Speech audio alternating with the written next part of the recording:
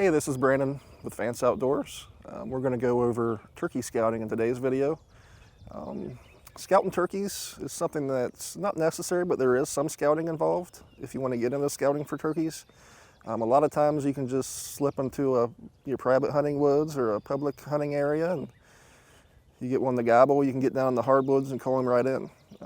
If you're going to scout and you want to know where they're roosting and kind of what they're eating on this time of the year, you want to get out in the woods and find your highest parts of the property. Like here, they roost up on cliffs.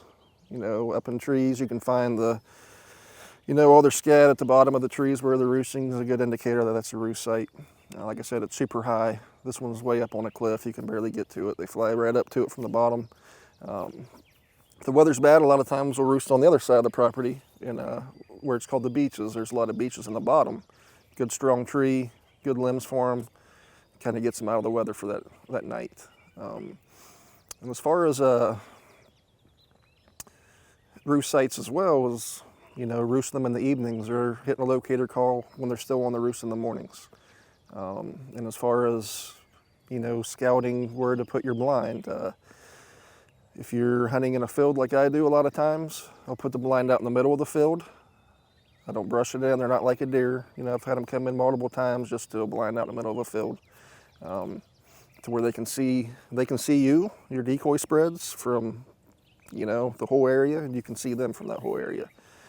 And then we'll get into kind of a decoy setup later. We'll get into, the food they're eating this time of the year. They just put chicken manure down for fertilizer for the beans. They're eating the grain out of that now.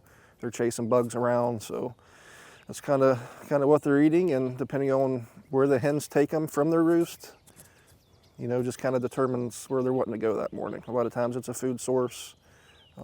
It could be, going to just a certain area they're comfortable with, and they'll hang out there for the day. Maybe tomorrow they'll be on the other side of the farm, moving around with the hens and strutting and kind of showing themselves off. So I hope you learned a little bit about scouting for turkeys, and we want to thank you for watching this video.